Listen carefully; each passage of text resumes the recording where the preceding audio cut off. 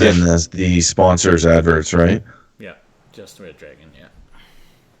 That's interesting. And then we're on the screen. Hey, how's it going?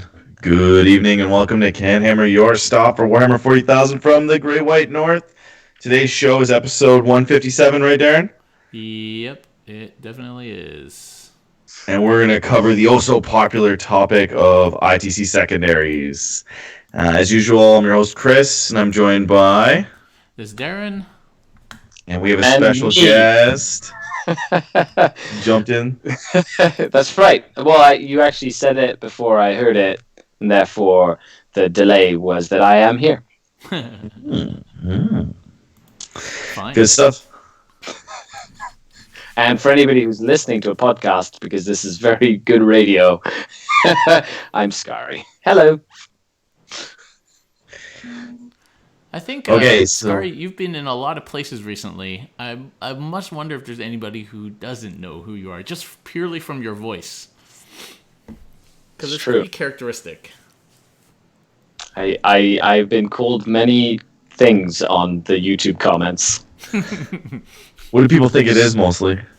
The terrible UK fake accent is what they call it normally. So I learned how to speak on YouTube by watching YouTube videos of how English people speak, and that was what I ended up doing. But I'll give you the secret for 2,000 bits. 2,000 bits. I don't know if we take bits, but I don't think that's the thing here. Well, we do take bits. If you do 2,000 bits, Skari will do the Baby Shark dance. No, I won't. Every time I do it, it doubles. So now it's up to 4,000 bits. Oh, now it's getting steep. Yeah. How many bits to do it with Lululemons on? Actually, I don't know. With Lululemons on. If I can I use Jeff Brown's Oh. Yeah, that'd be like Lululemons, except just like for our own benefit. Yeah. So Jeff, for those people that don't know, Jeff wears they're like Blood Angels leggings. The GW, like the official GW sanctioned, like Blood Angels leggings. Oh man, that was gross. Well, it's pretty funny too because he's like wearing them, and CanHammer team was done in like a hockey arena, and I don't know, it might have been like 12 degrees all weekend, and I was like, I bet you those are cold, and he's like, yep. Apparently, we sound like robots, says Jared. Yeah, Ooh. I don't understand that. Still going? Maybe it's just the lag of our audio signal in terms to like the broadcast. I don't know. We haven't had that problem in a long time. Since Is it me? My new rig. Is it me? Yeah, I don't know. I mean, it sounds fine to me, so maybe we'll just keep going and it might normalize itself. Maybe Jared has bad hearing. Maybe Jared needs to get some new earphones. Yeah, I don't know. We sound pretty good, but we'll carry on. I don't really know. Honestly, I think it's the gain. I listen to myself say that. I think my gain and Chris's gain is like really high. Okay. So I feel like it's just that our levels are like crazy high. Is that better? Let me just so test audio default device. Yeah. Lord Draconis, welcome, and Jared, welcome. Even though the first thing you did was complain, Jared. Lord Draconis says Robo Skari. Yeah. So. Is Chris fine though? Am I better? Yeah. Let us know if the sound is better. I will try and whisper to prevent any further robo Skari. You think it's clipping? Is that what you're saying? No, I mean, from what I can hear, sounds fine, but okay. Maybe I'll just do this so it's not like directly next to my face. Little echo, he says. That's okay. Sounds the same, says Jared. Well, thank you for tuning in, Jared and Lord Draconis. Because this is CanHammer. It's your one-stop shop for the Great White North. Here, do you want me to test it out on my screen? No. It's still bad. Little echo on Chris and Skari. So if I wait, Darren, make sure are you running through headphones? Yeah. We should be good. Am I running through headphones? Yep. Lord Dracona says, Capital City Bloodbath, mother effers. So pumped. Yeah, I'll give people a brief update before we start talking about the main topic. Okay, so we're just gonna get started then. Yeah, we'll Pretend just like go and you know. yeah, keep us just let us know if our audio is still terrible in the chat. Hopefully it's caught up or it's fixed itself. Yeah, so I'd just first like to thank our sponsors. You noticed the splashes at the beginning of the live stream. Red Dragon, our big sponsor, opens in 2 weeks. no, 9 days. Oh wait, how many days in May? 31? 2 weeks from last Saturday. Okay, yeah, open in under 2 weeks. Red Dragon, big store in Orleans, our big sponsor. Our logo is going to be on the front. It's going to be pretty sweet. They're celebrating their opening with basically a tournament every single weekend for the foreseeable future, and so it's pretty sweet. So do check it out. Thanks to them for being our sponsors. And so they are also the main sponsor for Capital City Bloodbath this year. It's going to be pretty epic. And CCBB details will be released next week, and probably registration starts either late next week or like the weekend after.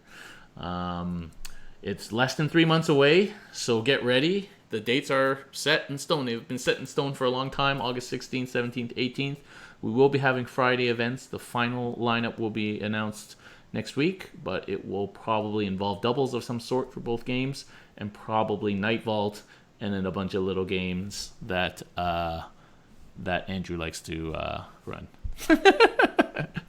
And then, of course, Saturday, Sunday, big singles tournaments. Probably aiming for well over 100 this year for 40K, and trying to get up to like 60, 70 if we can for AOS.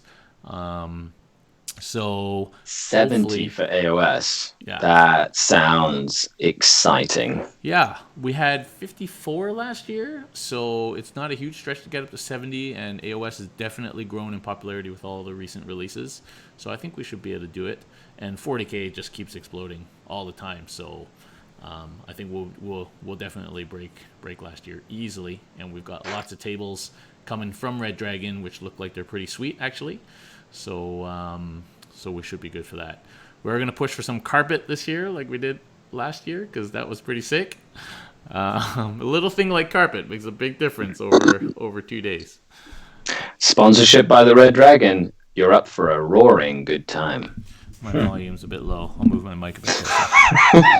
That was for you, Chris. That was terrible. That was terrible. So I'm excited. The Red Dragon's having a grand opening tournament, which is single faction. So I think it's like 1,500 points or 1,700 points. But when you play orcs and there's a single faction tournament, you're speaking my language right about there. No, yeah. Now you're speaking my language. Sorry, do orcs speak language? They make noises and grunt. They grunt, guttural sounds. The grots can speak. Yeah. Can they really? Oh, I guess they can. They're the smart ones. Yeah, they hit on 4s instead of 5. Because that's a direct correlation to their ability to communicate. Mm-hmm. And they run away sooner because they have a lower leadership, which is better. Like, that proves they're more intelligent because they run away. Yeah. All is lost. Flee. So Skari will be there defending he's the defending champion. Can I bring the 3D Thunderhammer and smack people over the head while I play them? Please. What you do with your hammer in your own time is really your own business. What is? There will be another hammer for this year's championship, and maybe it'll be Skari's as well. Who knows? But there will definitely be a lot of competition this year. There is a lot of competition at the Capital City Bloodbath, and it's just going to get bigger and bigger and better and better. Yeah. And we'll also have a Sigmarized hammer for AOS this year, so that's going to be nice. And it's going to be pretty cool. Try and do good food. It's a great venue. We got lots of hotel space right next to the venue, basically. There's actually 2 hotels there now. I guess people really want to stay next to the Ottawa airport, so it's super convenient, nice weather. your spouses can go walk on the canal. It's not that exciting. But Yeah, not that exciting. Gamer Garage sale, always epic. Bring all your shit. And this year we're doing a painting competition like we did a couple of years ago. Like a separate from the actual gaming. You just bring a model or a squad or whatever. We haven't decided categories yet. And you paint your best, and you're going to win a prize. And that's being judged by Zach at Brushfire Studios. So that's going to be pretty epic. And it's going to be add a little something for people to do, even if they don't want to play in the games. And so that's a quick update. Obviously, all the details will come up next week, but you should have already saved that date from like 6 months ago. I like how he said quick, thinking it was quick. Yeah, less than 10 minutes is quick, right? So 765, please bring the real one. I will gladly smack people over the head for enough bits for your end. With a real thunder. Everything's bit related now. Skari's life. His wife's like, Skari, do the take the garbage out. That's 10 bits. Make me a coffee. That's 20 bits. That's right. It's living the hashtag bits life.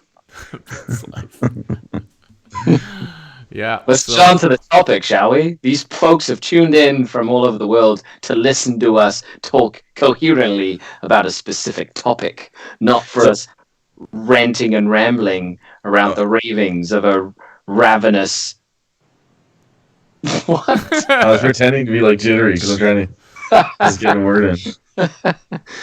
So Lord Draconis is wondering if the basement open, which is... in about 4 weeks, 4 5 weeks. Yeah. 4 weeks. He's wondering if that's a good warm up for Capital City, and yes, the answer would be yes, because there's going to be a lot of big players there. And yeah, it's not tournament. actually that much of a warm up because it's in Sudbury and it's pretty cold up there. But in June the black flies will be out. It'll be humid, so you'll be fun. Yeah, no, it was nice, but the venue is really good. It's like tall ceilings, so it's not like stuffy or too hot, and the competition is really good. Like a lot of good players go to the event too, which is really nice. Especially a lot of Torontonians looking for a fun time. At least it's not as confusing as it was last year, called the Basement Collective ITC GT. Yeah. Now it's just called the Basement Open. And what they got what 80 people? 80 people? They have space for I think 80, and I think 60 are signed up right now. Okay. With and you know how usually around 2 weeks before the event, like the last tickets will go, just because, you know. But check it out, the Basement Open. Highly recommend it. I'm going to defend my title there too. Yeah. Super excited about that. That was the first major I won last year. Yep. That was last season or the season before? No, it was last season. You were still running yours like Zangors and stuff. Oh yeah, Chaos. Yeah, I jumped off that bandwagon a bit at the wrong time. Yeah. The ticket is worth it, but whether it's worth 10-hour drive is really up to you. How much you like driving? Lord Draconis, 10 hours for a game for a weekend of 40K is totally worth it. Get off your butt, get in your car, drive on your butt all the way to the event, have fun, and then drive home and regret it on the Monday morning. Yeah, it depends where you live. There's enough events now. That is one of the things that's going on right now. There's like tournaments everywhere. So a lot of people are tending to stay more local, I think, because there's just more of them. So it's a lot harder to go to every tournament in Ontario now because there's just too many. Yeah. There's one like every week. There's like one or two. Yes, there you go. That was a quick sales pitch, Lord Draconis. We'll see you there. Round one. Well, I won't. But yeah. Grudge. I can't make Sudbury this time. Yeah. I want to, but I just He's can't. too sore about what I did to him last time. Yeah. That's exactly it. And nothing to do with personal commitments. Nope. No, not at all. All right. ITC Secondaries. So if you've ever played ITC, you know there's such a thing called secondaries. And these are basically a choice of whatever, 12, 13, 14? 15 of them. 15 kind of submissions that you have to try and accomplish for a max of 4 points per submission. So your total score from secondaries can equal 12 out of a possible 42. And so that's a big chunk of points. And so because you get to choose, you can make good choices or you can make bad choices. And generally, if you make one bad choice, you're really going to have difficulty winning. If you make two bad choices, you're really, really going to have, like, you probably won't win. unless you just straight out table that guy in like 3 turns or whatever. So let's talk about why they're so important. Is a lot of ITC, the way that you score ITC is very turn by turn basis. So if a lot of people design armies to play ITC, which is basically kill more, score more. So you each get 1 point if you for a primary if you score an objective. So you just have to have one objective out of 6, or depending on the mission, but one objective, bang, you get a point for scoring. And then your opponent has to do the same thing, and then if whoever scores more gets an extra point.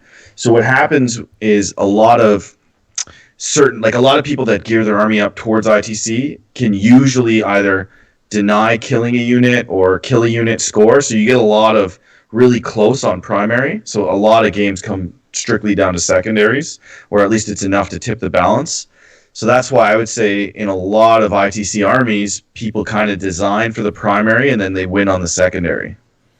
Yeah, I agree. And it's important to note that there's 15 of these objectives, and the secondary objectives do 2 things. It's either a kill something objective or a board control / be somewhere objective. So knowing and breaking it down to the 15 different types, and you've got one mixed one, which is old school. But out of the others, the 14 of them, most of them are based around killing things. yeah, yeah. There's only a few that are based around holding.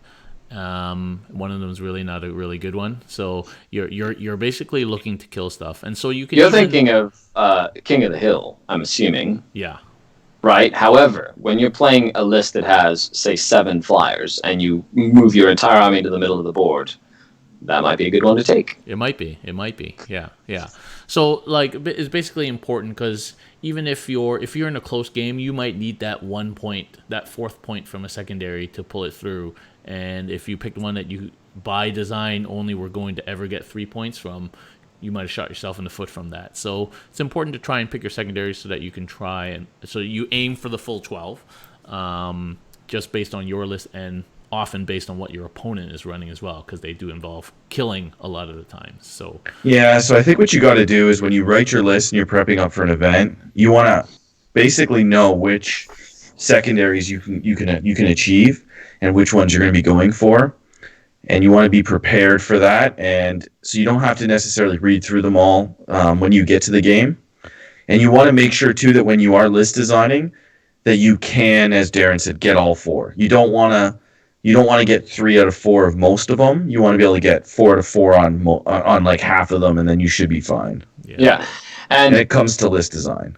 A lot of them you can use both as a defensive strategy as well as an offensive strategy, when it comes to it. If your opponent's running a very character heavy army of characters that go and beat your face in, you can punish your opponent by taking the right secondaries to force them to not use their army like they want to, or if they do, to punish them for doing that. So for example, taking, say, Headhunter against an army that has a lot of close combat characters that are going to get in your face, it kind of decentivizes your opponent to throw those characters into your face. And therefore, or if they do, they play the game like they want to. However, they will be risking giving up those full points. Yeah, I played a game once where the orc guy with the super relic claw, he just wants to come in and beat your face. The Suicide War Boss, But I made him the 4 point. I love how you shake your head. Kingslayer or whatever. And so he was like, I don't know, should I put him in or should I keep him back? That's 4 points basically. I'm like, it is. And he couldn't help himself. He's an orc player. He put him in, and that gave me 4 points basically. So you can use it that way. And the other thing you should keep in mind is what secondaries does your army give up? Because that is definitely a consideration. As a Custodies player, we are often hard to get secondaries off because we're hard to kill and we aren't very many of us. But you always lose anyway, so it doesn't matter. Oh, shots fired by shit. So traditionally, Custodies, the foot list anyway, has been a denial kind of list where you don't get to kill more off of us very easily, and we don't fulfill any of the other ones. With the newer secondaries that come out, there are some different ones that maybe are more useful, but generally you can think about what secondaries your army gives up to your opponent as a consideration as well. That does make sense. See, and it's really funny that we're talking about secondaries because over the last couple of weeks, I've seen a lot of folks bring up the secondaries and like which ones are best to take and things like that as well. Um, so what I found was really useful is I wrote down a list of all the secondaries, and I highly recommend you do this as well, and kind of go through them all and just see which ones that you'd pick mostly. I did this with one of my coaching clients. We went through like all of the secondaries and basically went, which secondaries would your army be able to do? But not just that, like specify which units in your army would achieve those secondaries for you. And then with that, we were able to like narrow it down to be like, you know what? And most of the time, I'm not even going to be able to use these because the units that would get these objectives are totally not going to be used for that at all, if that makes any sense. Yeah. So an example of that would be like the game I played yesterday against Francois. He doesn't have a lot of models in his army. He's playing an Ulthweight army, but he has 2 Wave Serpents. And those easily get him things like recon, very easily from almost anywhere on the board. So you definitely keep that in mind. If you're making that list and you're like, yeah, these 2 or 3 Wave Serpents can get me recon any turn in the game and probably not die and then come right back. So it's very useful. Thank you, Steven65, for your Twitch Prime subscription. Thank you very much. Very much appreciated.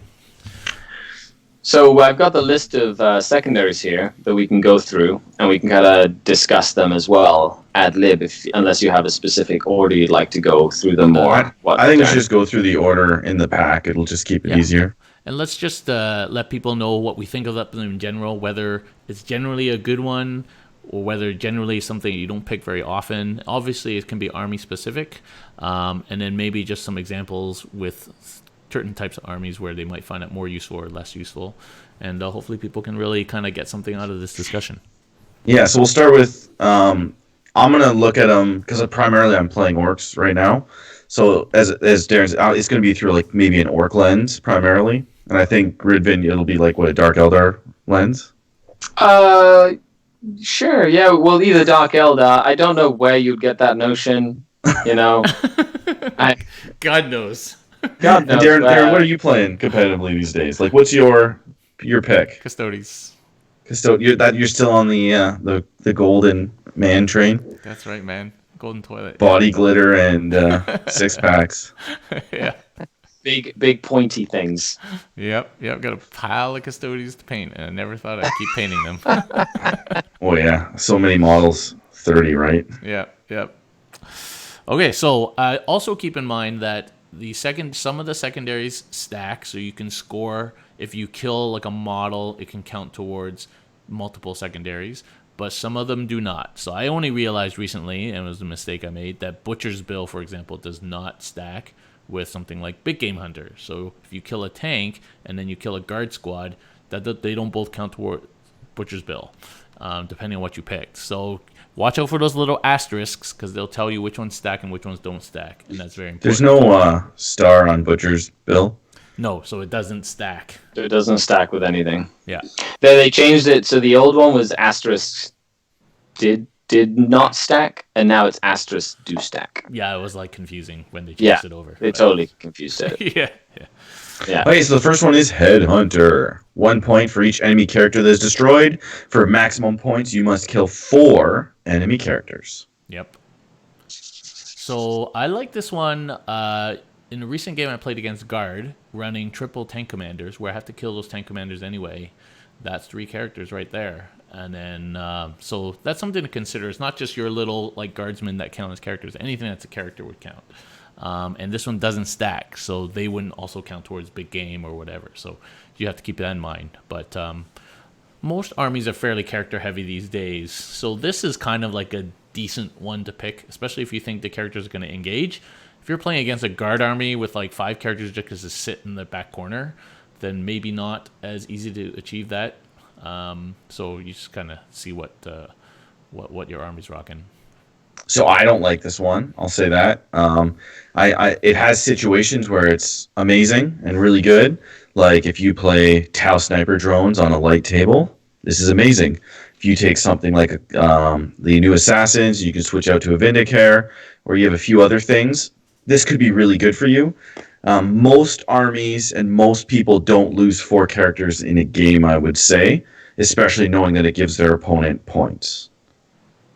Vindicare, yes, for example, like having Assassin's really good. Me personally, I like this one, especially when I'm playing a variety of different, very high aggressive style lists that are designed to go through an opponent's screen and get behind and get to the squishy characters on the other side. So it can be very useful, although situational. If you're playing a list, for example, like Jim Vessel's like chaos list.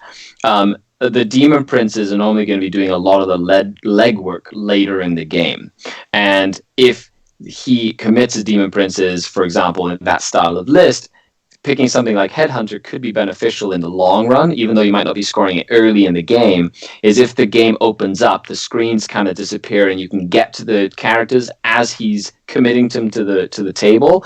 That's when you start getting the points against that list, for example. Or if I'm playing Talos, you run up to a screen and then you jump over the screen and kill all the characters that were behind the screen because you can fly. Or if you have Venoms, like a bunch of I'm talking from a Dark Eldar perspective, you can move and really kind of, with a crazy movement, just bully characters into submission. So I like Headhunter, and but the thing is, my army is designed that I am likely to maximize on that secondary throughout the game. Yeah, if you're playing against Blood Angels and they got a couple of Smash Captains, you know what those two Smash Captains are doing. So that's already 2 out of 4 there. So that's something to consider.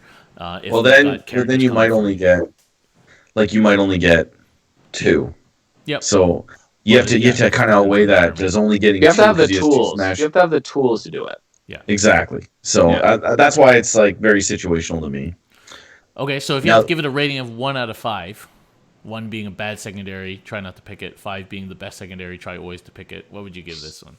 So I almost don't like a rating system. It's more. So I would be like, this is just, some of these are situational and some of these are for every army. So this one is just situational. What's your build? What's your opponent's build? Because it could be a 5. Tau sniper drones. This is like probably a 5. Orcs, against certain builds, it's probably a 1. So my rating will be 5 Skari eyes. 5 Skari eyes. That's only 3. That's it. Yeah, I know. I'm basically siding with Chris here. It doesn't make, it's hard to rate them specifically because the secondaries are meant to be situational. So every secondary we go through is very situational based on who you're playing, like the type of terrain that's on the board, the opponent that you're playing against, the mission that you're playing against, So, for example, if you're playing mission 6 of the ITC where characters are getting the bonus point, taking Headhunter might be good because if your opponent's trying to get bonus points, they're trying to get those characters spread out on different objectives, right? Mm-hmm. So it might be easier for you to pick on characters that are trying to get to different parts of the table.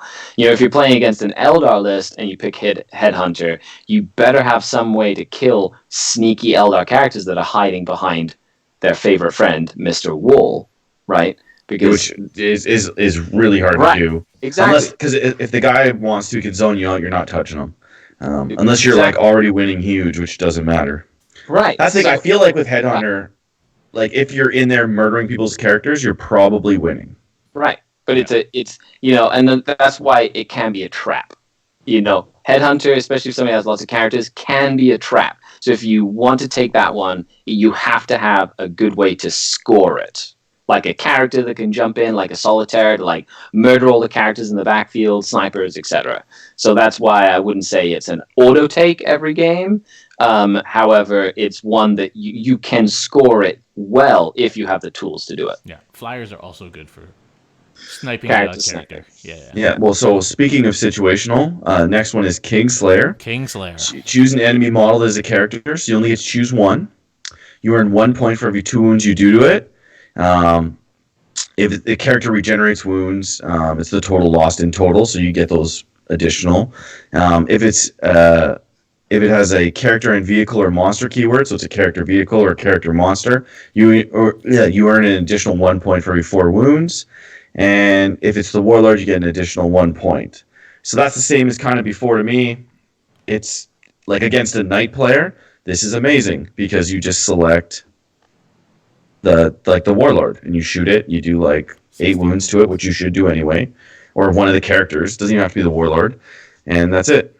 You get this one 16 easy. wounds, 4 points. Yeah, don't even have to kill a knight in that scenario. Yeah, you don't have to do that much to get 4 points. Whereas against certain lists, you just can't do anything. So Well, people often pick this against me when I use Valoris, when he's the warlord, and that is usually a trap because he's extremely hard to kill. And if you killed Valoris, I probably lost already. So picking Valoris, like an example, is a bad one to pick Kingslayer for.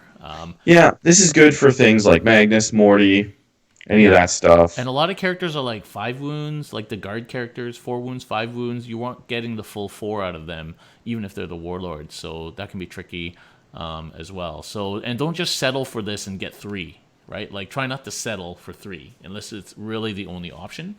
Yeah, so I like to, when I look at these secondaries, I'm getting ones that I can get even if I'm losing the game. That's kind of where I come from. And so I feel like Kingslayer, if you're getting that, you're winning. You're killing the guys, Bobby G, or because he's close enough. Yeah, he's got enough wounds you can get all the points off him easily. But most characters aren't big enough to give you full points. So now another one to keep in mind is it's useful against characters as well that you feel are going to be a problem that you're going to have to deal with anyway that might have some sort of regenerative ability. Because like a Lord Discordant, for example, that runs at you and like regenerates wounds over the course of the game, right? Like that, you're going to have to deal with them because they're going to be in your face. So, and they usually die. Exactly. So, and they usually have to die anyway. Like you're going to have to kill them, but them regenerating and things like that gives you chances to max out that score at the same time that you're doing something that you need to do in the game, regardless. Yeah, I agree. This one is like, pick it. I would like, if you can get the 4 points pretty easily, guaranteed, take it. If not, don't. Mm-hmm. Bobby G is a monster? Is Bobby G a monster? I don't care, because he's got just lots of wounds too. He is not. He's usually your warlord, so. Well, he's only got 9 wounds, so he would have to get back up, and then you'd have to take another 4 off of him to get your 4 if he was the warlord.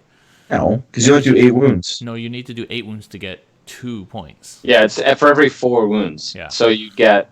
It's a trap against. So you have to kill him twice. Yeah. Oh yeah. Against him, no, yeah, you just have to kill him. No, because you get the 2. 3 points. 3 points for killing. You get a point for every 4 wounds on a monster.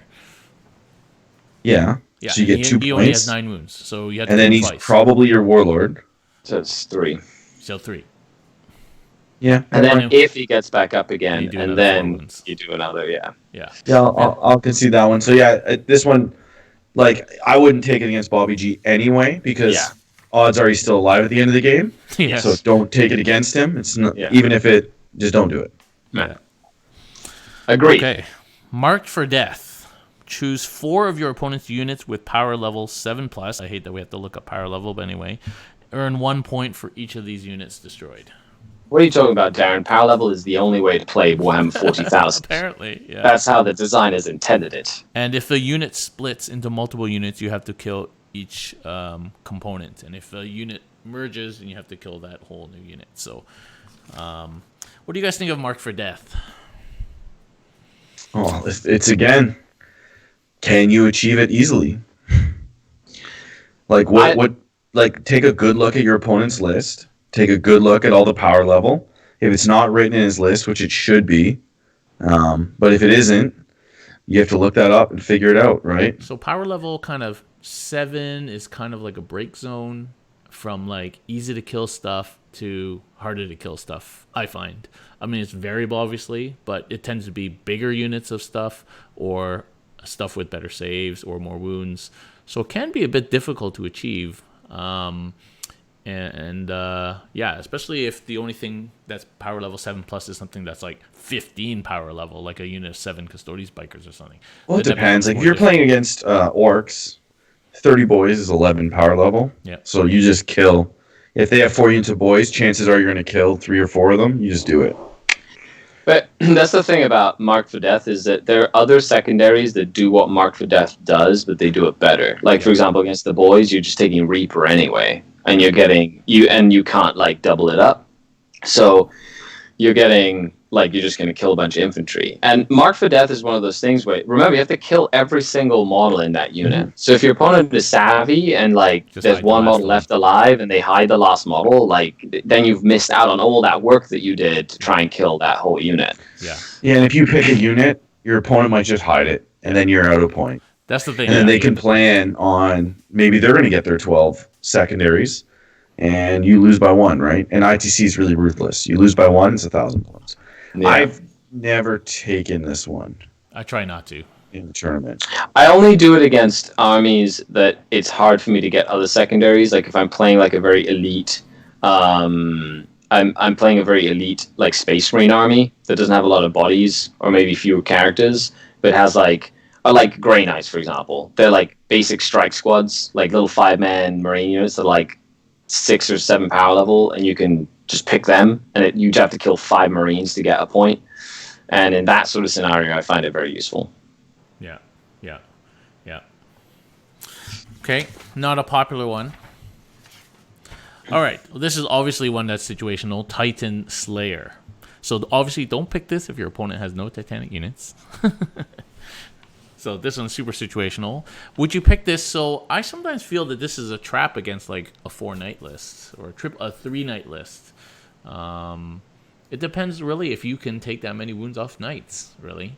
So if you are playing knights and you can't take 32 wounds off of knights, you're going to lose. Yeah. Regardless of what happens. Yeah, so it's a moot point at that, right? Like when you're playing a list that is full knights, you take King Slayer on 1, do 16 wounds to it, and then you can. So I believe you can spend the first 16 wounds getting Kingslayer, maxing that out, and then the last 8 wounds for 1 point on Titan Slayer. Yeah, you can. And then- you can divide them up. Yeah. Right, and then so all you have to do is kill like a knight and almost kill another knight. So you don't actually have to kill 2 knights in order to max out those 2 secondary points.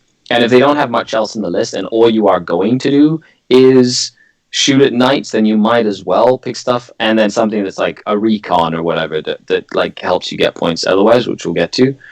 However, the key is don't pick Kingslayer on the wrong frickin' knight.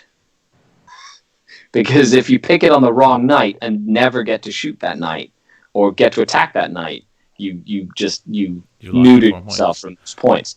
So, for example, if you're playing 3 gallants, right, running at you, like, or there's a gallant and a couple. Like, I'd Kingslayer the gallant more than likely if it's a character, because it's going to, they want to use that gallant, they have to get it in your face. So it's Yeah, they're usually not rotating iron shields on a gallant. Well, maybe they will, but usually they're doing something else. Exactly. So that's my thought on, if you're playing like the Baneblade, Shadow Sword, like super like guard list as well. There's not just knights that are Titanic. Yeah. What if you're the knight player? What if you're playing triple gallant or triple crusader, which is a popular list these days? Are you scared of? Do you think this secondary is unfairly targeted at you? I mean, it's just 4 points. At the end of the day, so the one thing too, is it unfair? Maybe. But then again, there's other secondaries that you could score in the same game against the knights that don't revolve around you like rolling dice. 100%. And that's the one thing, right? The guy's hot with his saves. He's hot with his saves. You lose out your secondaries. I don't know. He's a bit slow. You don't finish the game. You don't get it. There's a lot of factors that fly into this. Whereas, I like the ones further down, which we'll get to, where you can just score them and you don't really need your opponent's interaction. I agree. However, against knights, like knights don't really give up many secondaries at all. Like they don't really give you any secondary choices other than the ground control ones that Chris is going to touch on more. However, if so there's no unfairness there. Like your army in and of itself is really hard to pick secondaries against. So yes, there's a secondary that's designed specifically when someone plays a knights. They just like, if you shoot knights and do some damage to knights, you're going to get points. Mm-hmm. And that is what that secondary is there for. Yeah. Lord Draconis has a question. You can give warlord traits and stuff to other knights. Do those count as warlord for ITC? I believe they don't, because they just get a trait, but they're not your warlord. They do count as characters because they get the character keyword. Yeah. And then it's the same as anything. Every army only has one warlord. There's a few exceptions where if a guy dies, another one can become. That's very rare. But basically, when you upgrade a knight, he just gets the character keyword and an item. It's just like if you bought another item, spending CP for any other orc model in your army, let's say. Yeah. Yeah. Okay, next one, Gangbusters. For every 6 wounds inflicted on a unit that contains more than one model with 3 or more wounds.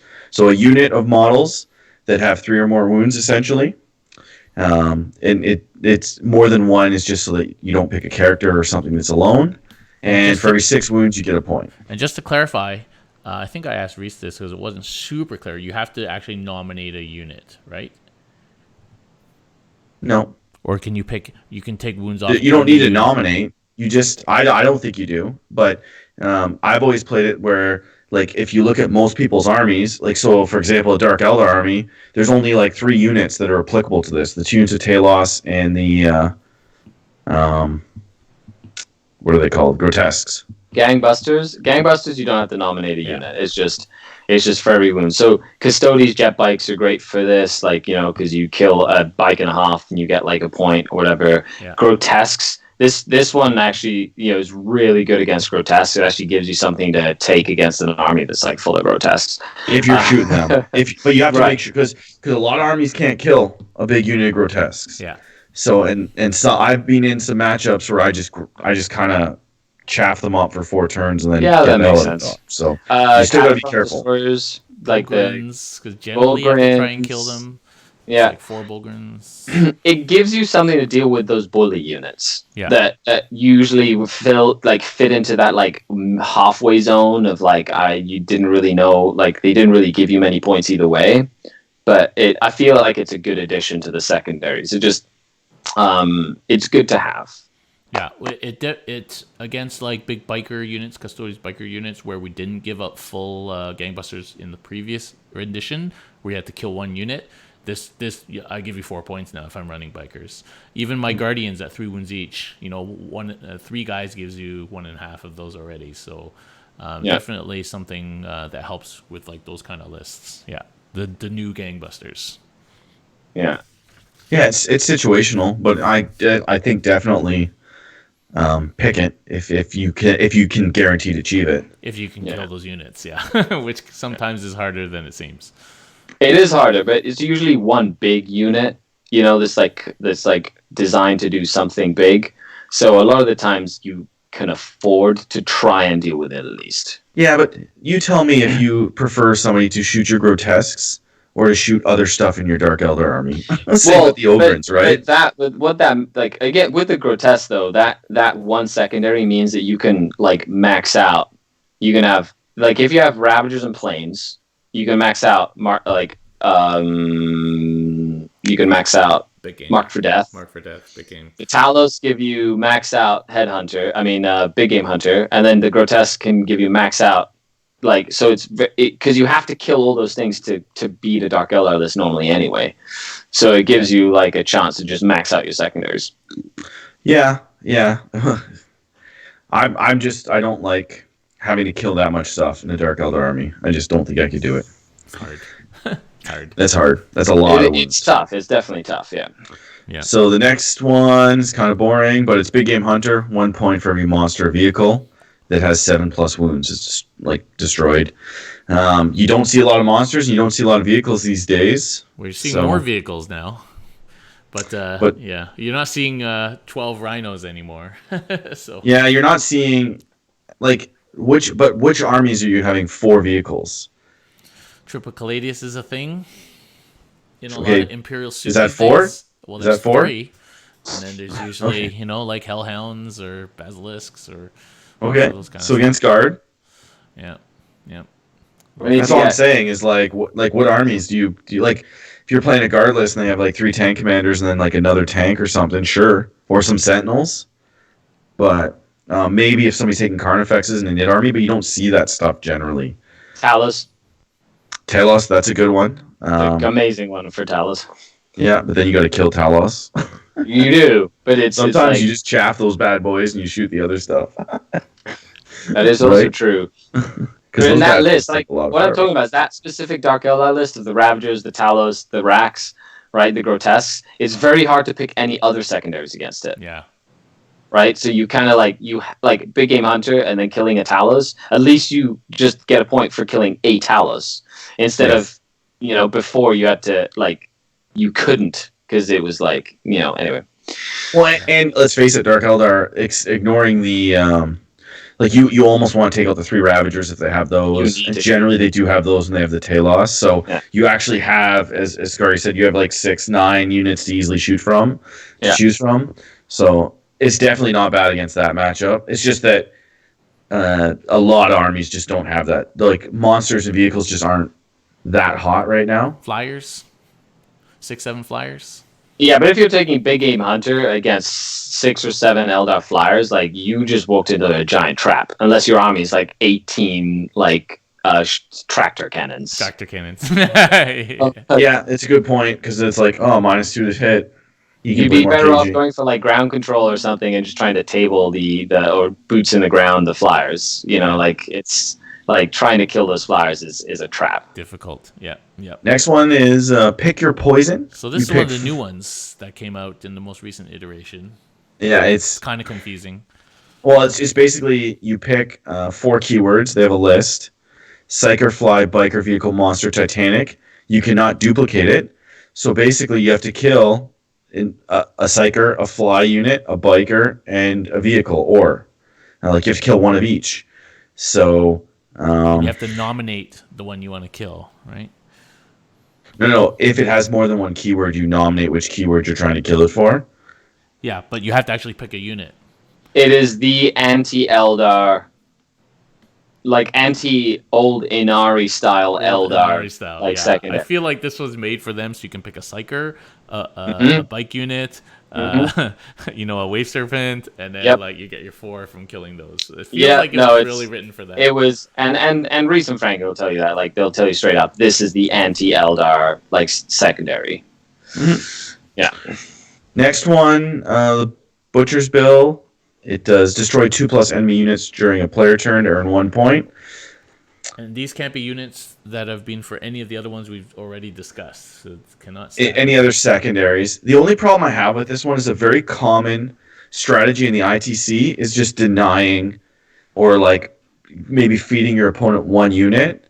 So that way you get 1, I get 1, we tie, we don't no kill more, and then because generally a lot of people try to deny kill points. It seems like in ITC format they do a lot more hiding, MSU, big units of Plague Bearers and things like that.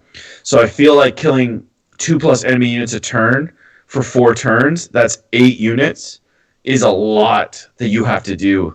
And it's not like just kill 8 enemy units. It's like you have to kill 2 a turn, then 2 the next turn. It just, when you got to do that for 80% of your turns, because it could end on turn 5. So if the guy denies you turn 1, now you literally have to kill 2 units a turn for the next 4. Yeah. Now, which is easy against some armies. Yeah, it's super easy against my Venoms, for example, because you can kill a Venom and a unit inside a Venom pretty quickly. However, it's important to note that it's per player turn. So if you can get into close combat and then you can kill 2 things in shooting, then your enemy or something gets in close combat and you can kill 2 things in their player turn, you can actually max it out in 2 battle rounds, right? That's assuming you can trap a unit and then do all that other good stuff. So I totally didn't see that. But I just don't feel it's likely to get 2 in your opponent's turn. How often do you wrap 2? And then he's just going to fall back. 100%. It's not necessarily wrap, but say you're playing against an opponent that is very aggressive and wants to get in your face and do combat. Sometimes you will kill their stuff when they charge you or whatever, right? Or in their turn. Or if you're Tau, you might kill stuff in Overwatch, right? So there's ways that you can kill things in your opponent's player turn, right? I totally didn't see that. If you do 2, Custodes, they have the ability to Overwatch on 5+ with 1 command point. Or they can charge in your charge phase. They can charge in your opponent's charge phase. Yeah, right? So they can do it. Yeah, they could. I've been missing out. There's a lot of cool little situations where it only takes 2 battle rounds, right? and you could actually max out that score against the right army, though. That's the key thing. Wow, I Because totally. against the we just blew Darren's mind. He's like flabbergasted. I love it. Because like, how many times do you like kill a couple of things in your turn, and you end up wrapping something to protect yourself from shooting, and then you kill one or two guys in your opponent's turn? Boom! Like. Space Marine banner says Lord Draconis as well. Like Space Marines have the banner. Yeah, anything that lets you kill me, I fight shoot when you. you die. Yeah. Harlequins have that too. Wolfen have that. Like there's so many different things that you could do to get that Butcher's Bill if you understand the mechanic of that. But I guess like you need two in that phase. Just remember that. Yes, so 100%.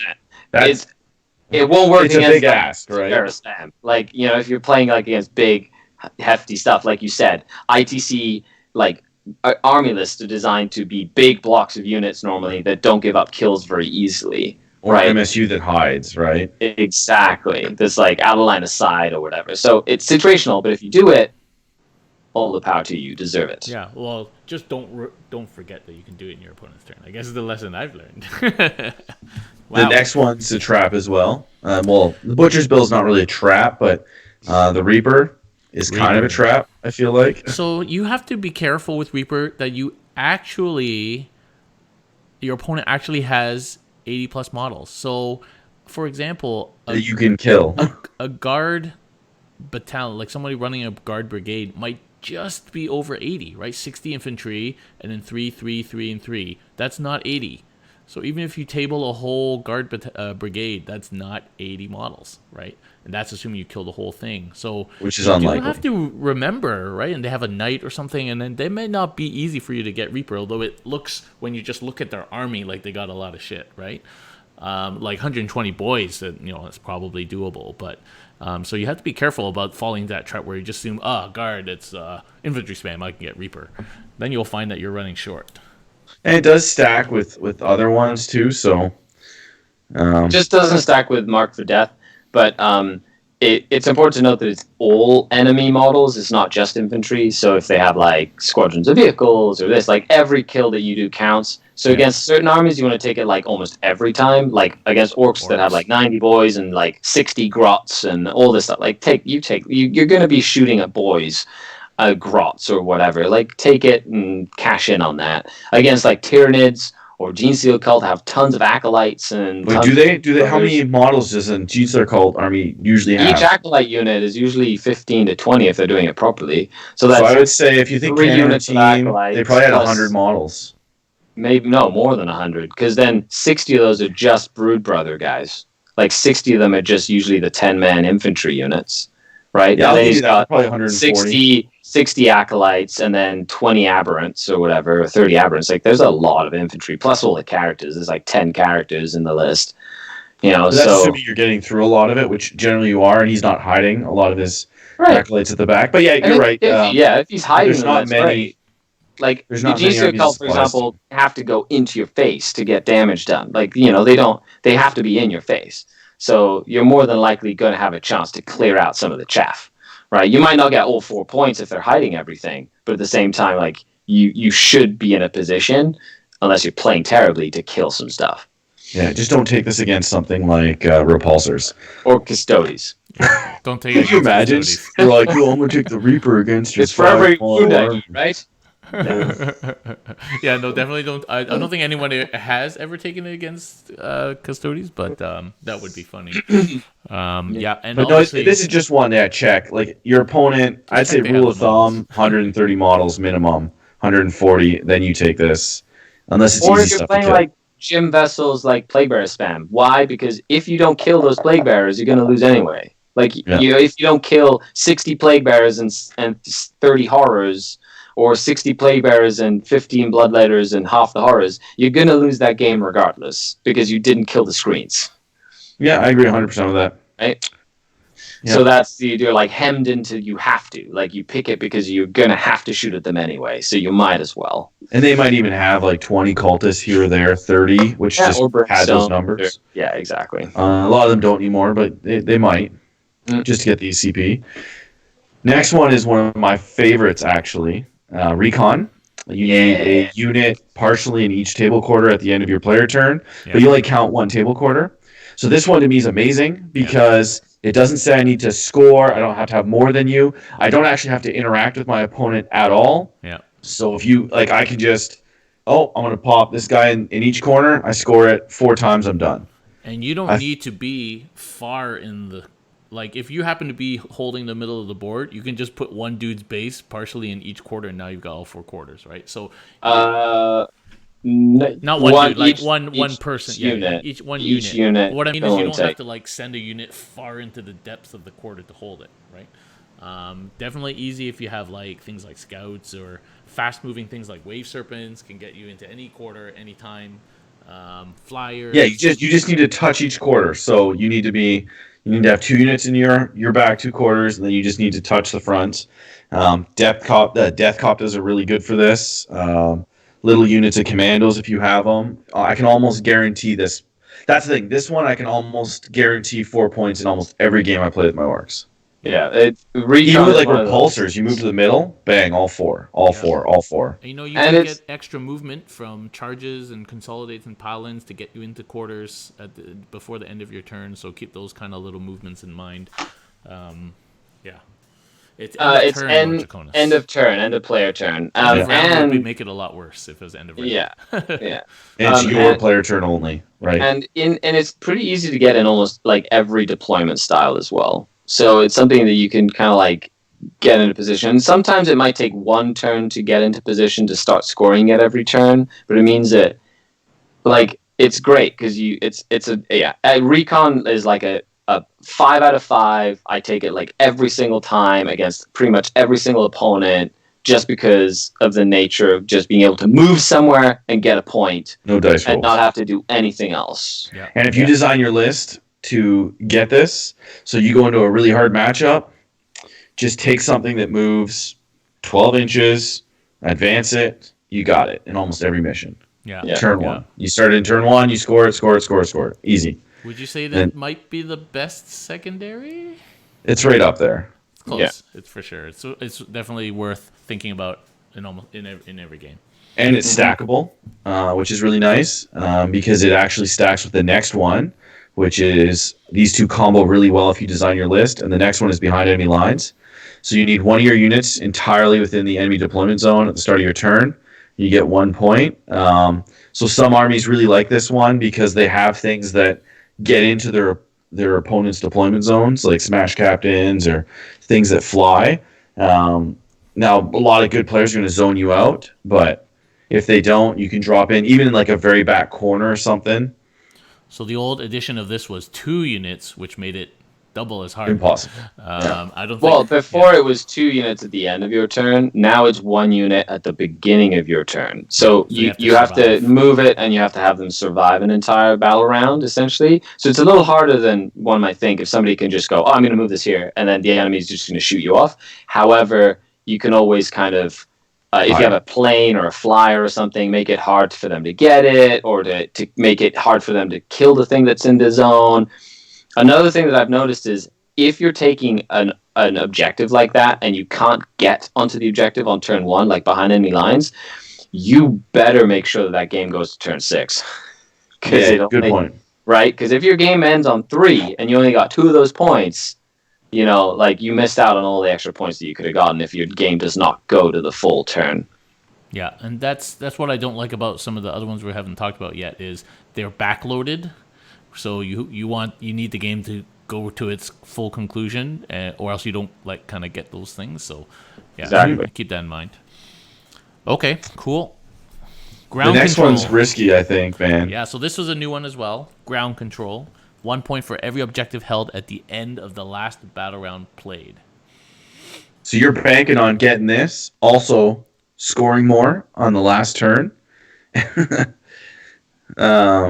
Yeah, This is risky, man. This is going to be you hard have to have pull off. 4 objectives basically on the last end of the last. So this one is situationally amazing because it can win you a losing game. It can be one of those things that especially if you're playing a game where you have to hide for like the entire game, like, and then jump out at the end of the game and take points. Like I've seen it win people games because they're like, oh, and it's the last turn, and now I'm going to just hop onto all these objectives, and I get 3 points or 2 points or whatever it is, and they go, I win now by 1 point. So I've seen people use it to that effect. However, it's really hard to pull off and not get completely demolished throughout the whole game. Yeah. I actually had this in a game against whatever 3 or 4 knights with my custodies and admech, and I had one admech left in each squad, hidden in a building beside an objective, and on the last last round, I snuck them out. They're OPSEC, and I held all 4 objectives because I had like a bike on each of the further ones. So it's like that's super, like, that was my only way of winning, and I had to hope that the admech guys didn't die. So yeah, generally not a great one to pick. And some of the missions only have 4 objectives. So like Precious Cargo only has 4, and they're in the far corners of each corner of the table. So it can be definitely more difficult to get it in like that mission specifically. So yeah, I wouldn't take it. For me, and this one was the one that Brandon Grant used to win the LVO. Because he was alive at the end of the game enough to capture the objectives and essentially stayed on the objectives to hold them and won the game. Yeah, against the flyer spam. Exactly. Yeah. And he wouldn't have won the game anyway with just the objectives. No, that was him. It was him using. It was because of this objective, the secondary end of game. He survived long enough to then, on the end of the game, hop onto the objectives and take the objectives after basically killing all the stuff that could like take objectives on the Eldar side, and then him using the 1 command point stratagem to make guards take a leadership test on D3 instead of a D6. Yeah. So his unit did not run, held the objectives at the end of the game, and I think he won by like 2 points, which were like the ground control points that he grabbed right at the end of the game. Yeah, because he talked about that. He was like, I picked that on purpose to try and just survive and get those 4 points at the end, right? Exactly. Yeah, that's a gutsy move. No, that's amazing. I would never thought to try that. I just find that I can usually score half of them. I can't score 4 sometimes. Yeah. Okay. Next is King of the Hill, which is another new one. At the end of the battle round, the player who chooses this secondary scores 1 point if they have 2 non-character multi-model units wholly within 6 inches of the center of the table. And they cannot also score recon, ground control, or engineers with that unit. Yeah. It's tough. You can plan around it. Like I was debating taking this one with the orcs, and then because I usually have like 3 or 4 lines of boys, I was kind of debating if I could take the 2 opposing corners and still have 2 units with 1 model within 6. But they have to be wholly within 6, so you're never going to be able to do that. So I was kind of thinking like, well, if I took like little units, but then they get killed or grots. So I don't know. I have a hard time thinking that I could score this consistently 4 times. Maybe like 2 times, but not 4.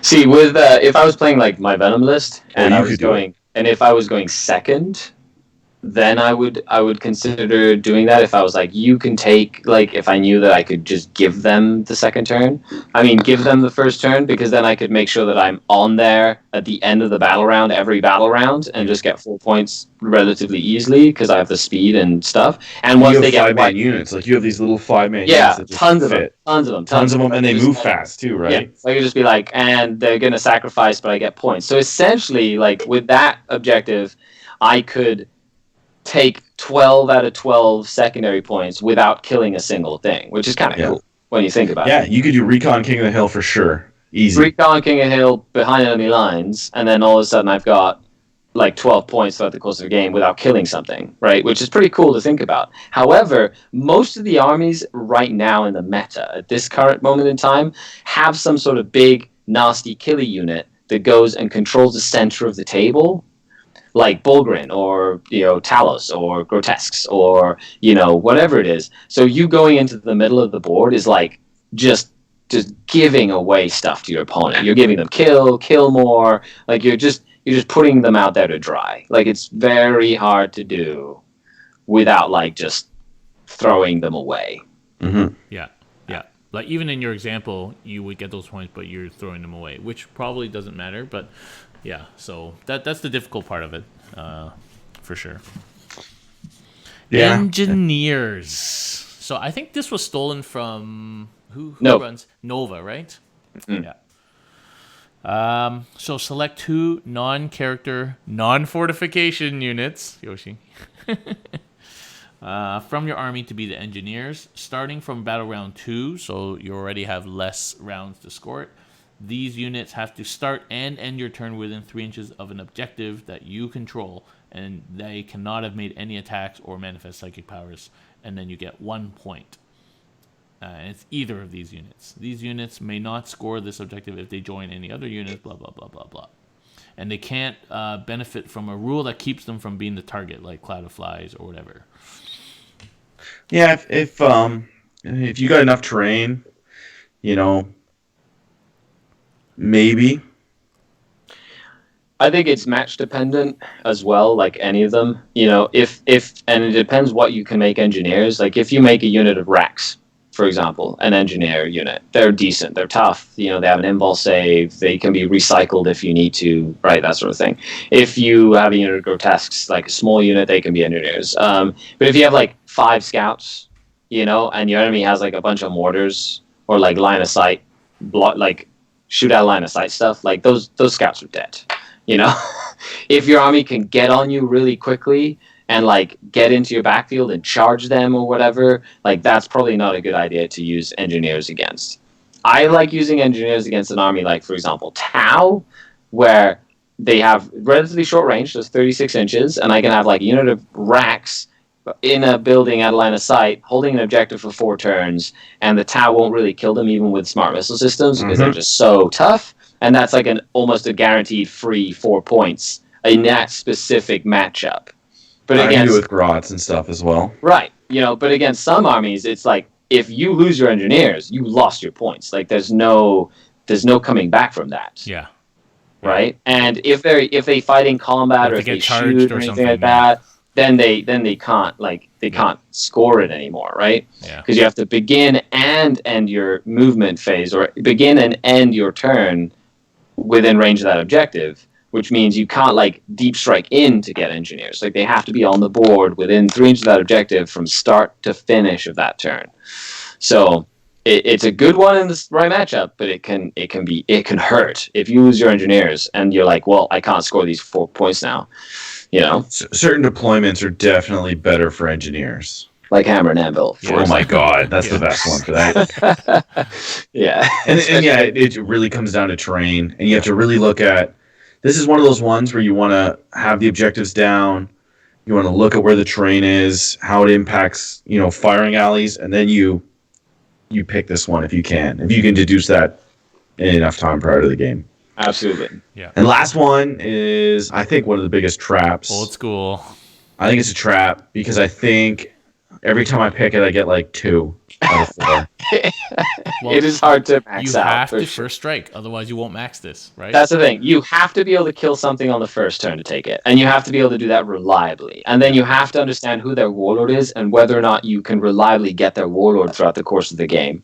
And the whole kill something on the last turn and line breaker, those are the 2 points you'll normally get regardless. It's the can you get the warlord and can you kill something on turn 1? Because if you can't kill something on turn 1, it's very, because you have to be able to kill something turn 1 if you want kill at all, right? Which is hard these days. It's really hard to get that. Right? So most people don't feed you first blood. Right. You'll play like a GSC guy, you're seeing nothing turn 1.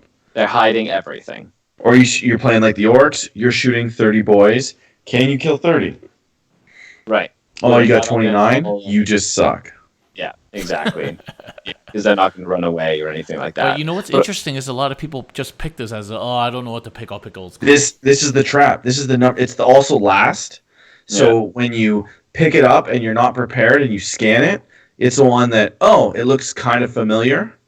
Yeah, and right at the end, everybody's used to playing them. It's bolded with 4 lines. I know what first strikes like.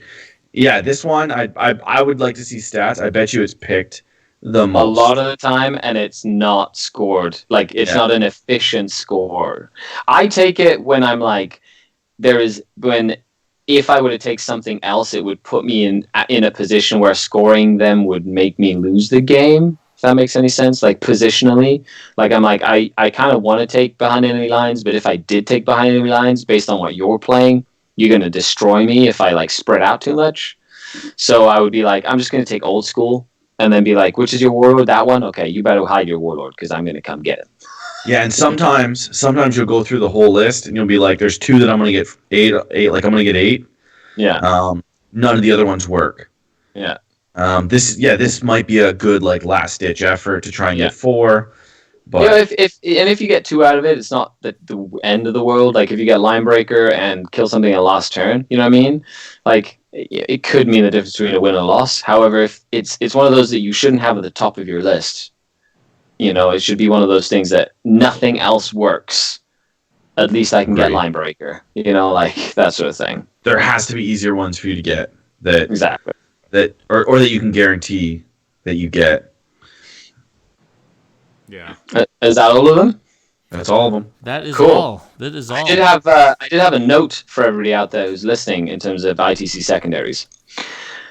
A lot of people forget that in ITC, to pick your secondaries, you do these secretly after the roll of deployment zones. So you know who's going to go first, you know who's going to go second, normally, or you know who's deploying first or who's deploying second based on what it is, and you're supposed to pick 3 secretly and then reveal them to your opponent. So a lot of people go, I'm going to pick this, and then they'll go, I'm going to pick this, and they kind of like feed off of what the other person takes to pick the other objectives, you know. So at the end of the day, you know, it's just a little quirk that a lot of people don't usually do. Yeah. Well, some of them matter. Like deployment zones really matter for some of those. Yep. So make sure that you find out what deployment zone you're in, because you roll for deployment zone, you find out who's deploying or who picked deployment zones. That usually determines who's either putting a unit down first for if you're going to get the +1 or not, or if you get to go first or not, essentially, right? So yeah, you can always choose to not seize. So right, and if you're playing any of the even numbers, where if you make your opponent go first, you cannot seize. Right, but if you decide to go first, then they can seize. Right, so it's and then picking the secondaries can be really important after you know who's like going first or second or you know stuff like that. Right, Yeah. so keep that in mind, folks. Do you think they're gonna make all of the missions eventually non-alternating deployment? I hope so. They hedged their bets right now and did half of them. I hope so, man. It's way more fun. I prefer it. I prefer it. Like Chris says, I prefer that.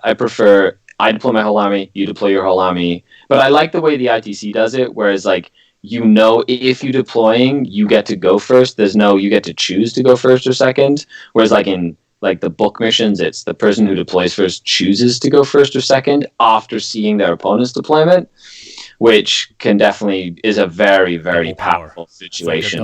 a double win.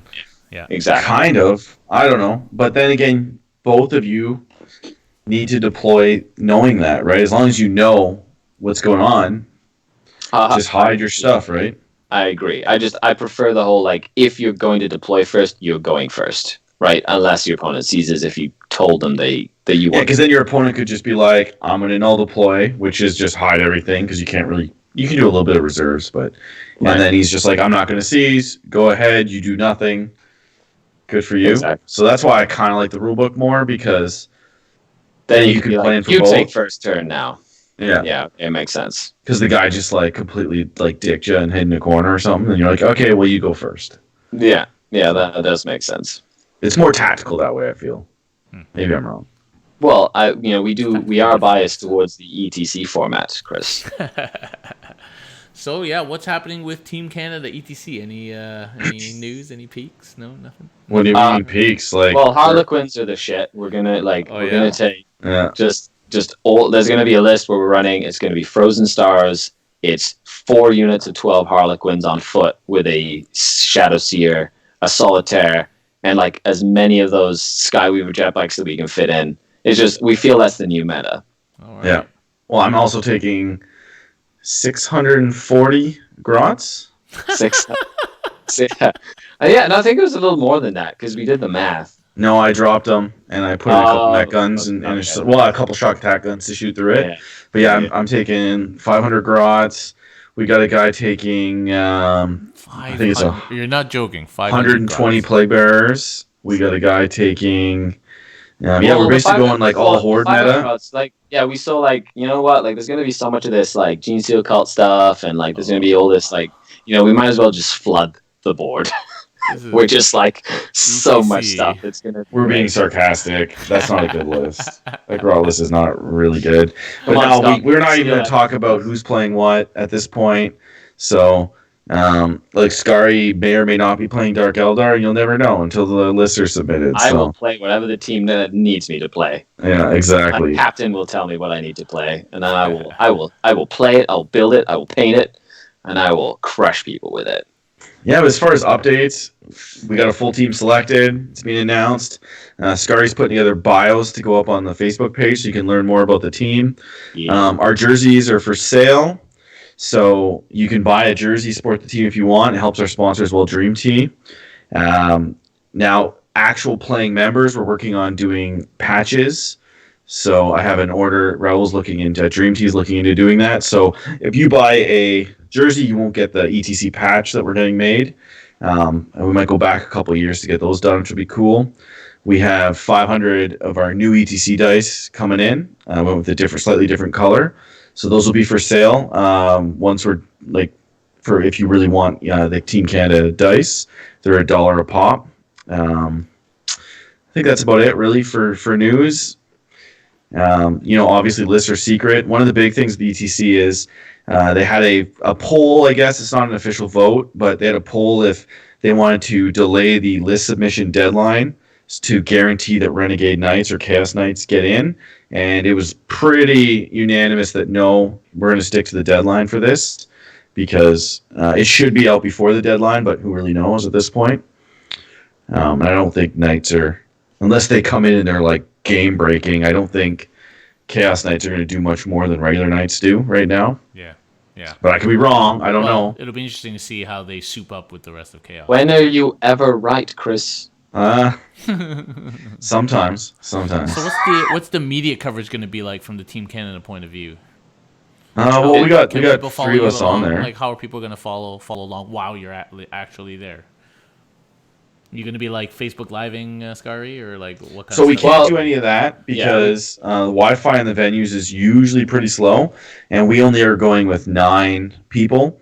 Yeah. So We'll be I'm taking sure pictures. Like I'll get the coach to just take a few pictures here and there, like throughout rounds, and then in between rounds at the end of every day, I'll be trying to put like a blog post up or whatever, maybe give an update on the Facebook page as to who we played, like some of the rounds, some of the do's and don'ts. Like we'll be very, very focused during the event on the team stuff. So it'll be like a sporadic sort of like this is where we're at or whatever, like very little excerpts. Most of the coverage will come from after the event where we get to do full like recaps of what happened with interviews and videos, especially on the channel. I'll be doing a lot of stuff on that as well. Yeah, and we will be 6 hours ahead. Yeah. Okay. Cool. 7 hours ahead, I think. So, yeah. So yeah, you could follow the standard stuff. We have our own ETC page, so just search for ETC 40K Team Canada, and Twitter too. Twitter, we have a Twitter. We also have our own personal one, so you should just follow everything at Skari2, at CanHammer Chris, at CanHammer something for Darren, YT. And it's not going to be like on BCP or anything like that. No, it's if you want to actually look at the matches and who's winning, it's in Turning Keeper. So Turning Keeper is the European BCP. It's been around for a while. It doesn't have an app or anything like that, but it does work on like computers, so it's a little bit easier. It's web-based. But yeah, you can go on there and see who we play, how many points, who got what against who, and it's all tracked for previous years, and it's pretty cool.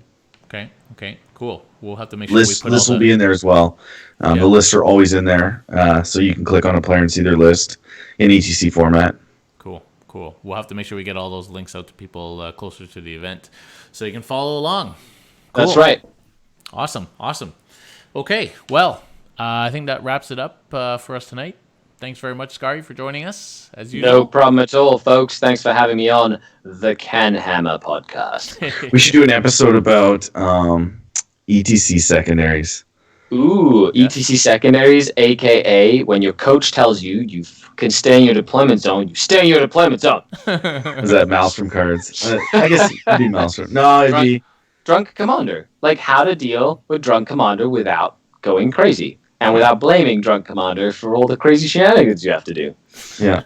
So now we're going to go into the After Hours show where Chris takes his shirt off. No.